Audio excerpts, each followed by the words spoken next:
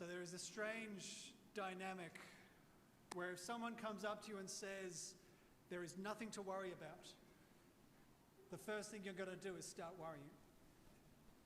If someone comes up to you and says, whatever you do, don't be afraid, you're going to start looking around over your shoulders thinking what's about to happen.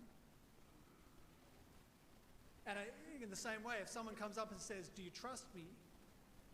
I'm sure everything in you just suddenly tenses up because you're thinking, why should I have to trust you? What's going to happen?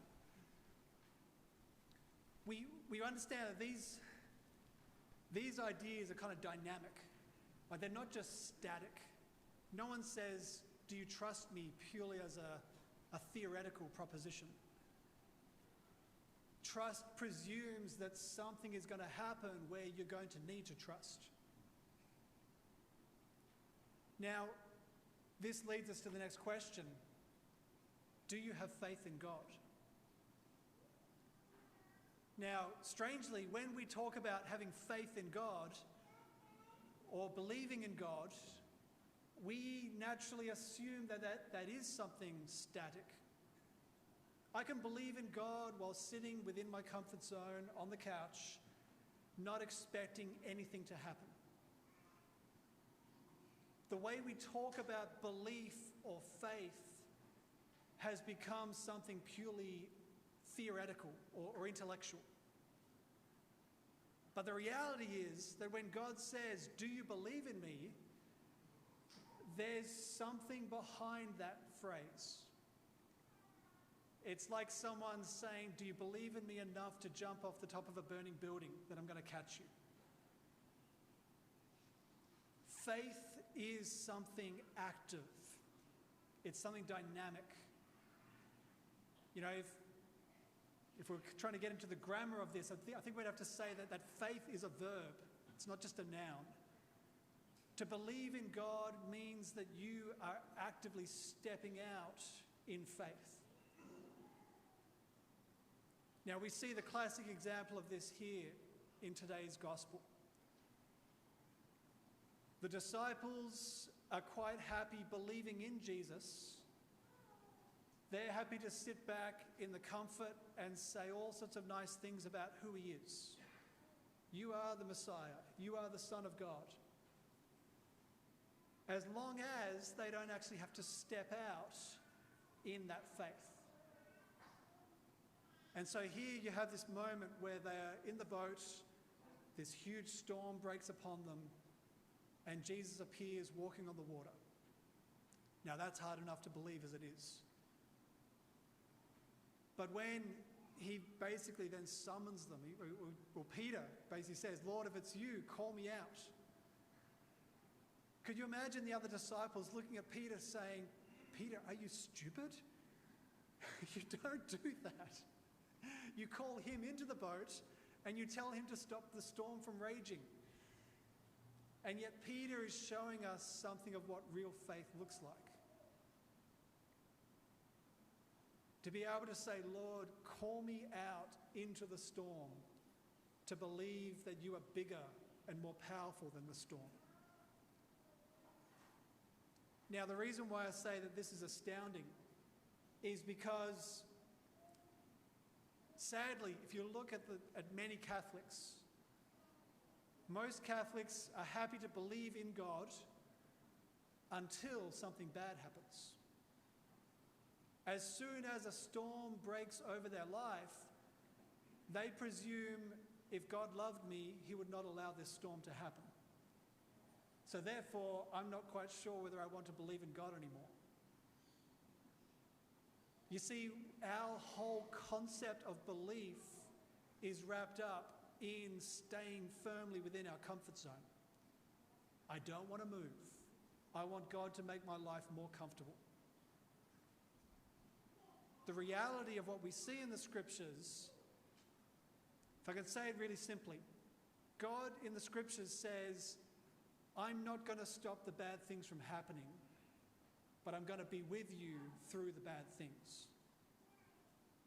Okay? Let me say that again, because I think you've got to get this clear.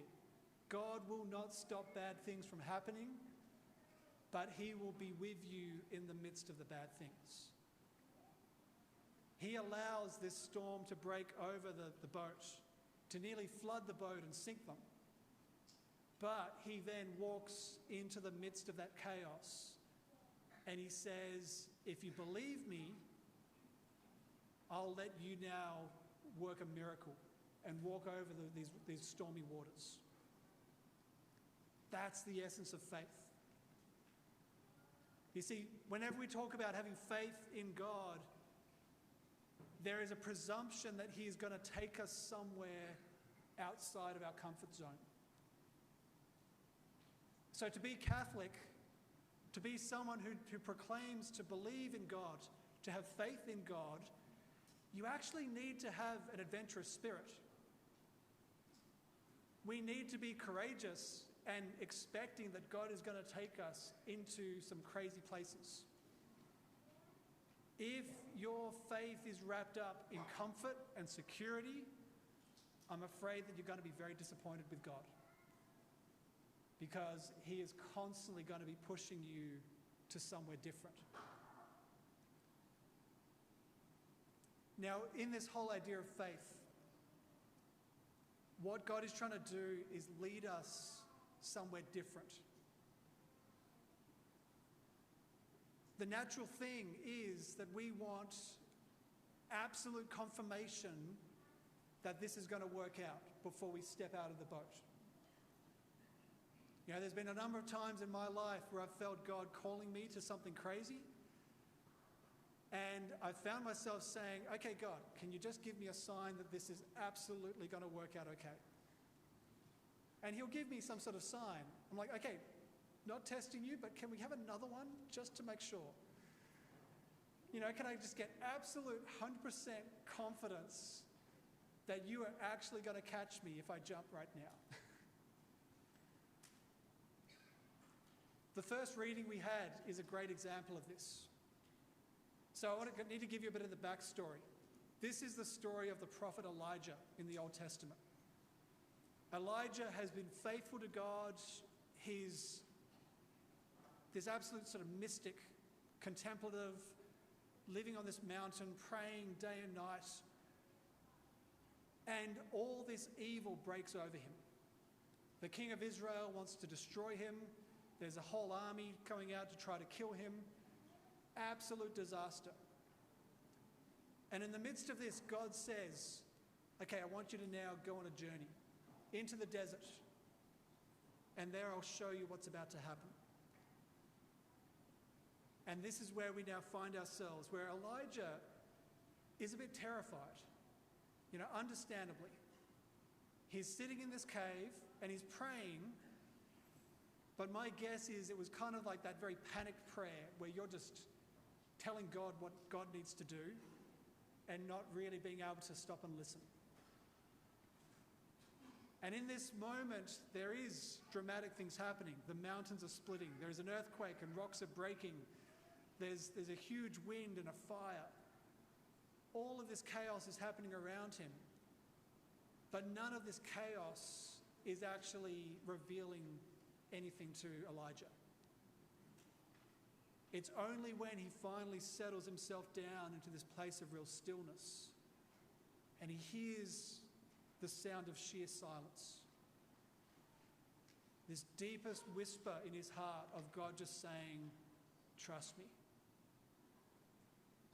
And at that point, he steps out of the cave and he covers his face with his mantle and he realizes God's with me. Now, this is the reality of our life. We would love God to send us an email explaining every plan and strategy and how it's going to work out perfectly. We would love the clouds to part and for us to see all the saints in heaven saying, don't worry, God's got this. But the reality is that when you face those moments of crisis, firstly, the reality is that you're going to be so panicked that you can't pray. There's going to be so much fear and chaos stirring up inside of you, it's going to be hard to hear the voice of God. But it's in that silence, if you can bring yourself to that place of stillness and realize that God is just going to say, Don't worry, trust me. And in that confidence to step out, believing that he has that storm under control. This is what faith looks like. It's through faith that you come to really know the person that you trust. If we are sitting back within our comfort zone, we don't actually know God. God is simply just a doctrine or a theory. You can only really know the heart of God when you're prepared to step out of the boat and risk everything, believing that he's going to catch you.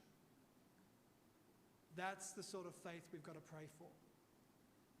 That's the sort of faith that is alive and dynamic and changes the world. So wherever you are in your life, whatever storm it is that is currently breaking over you, those places where you want to just be running and hiding or just getting angry at God for letting that storm hit you, pray as we come into this Mass that you can come into a place of stillness and peace and really hear him say, I'm in control. Step out and trust me.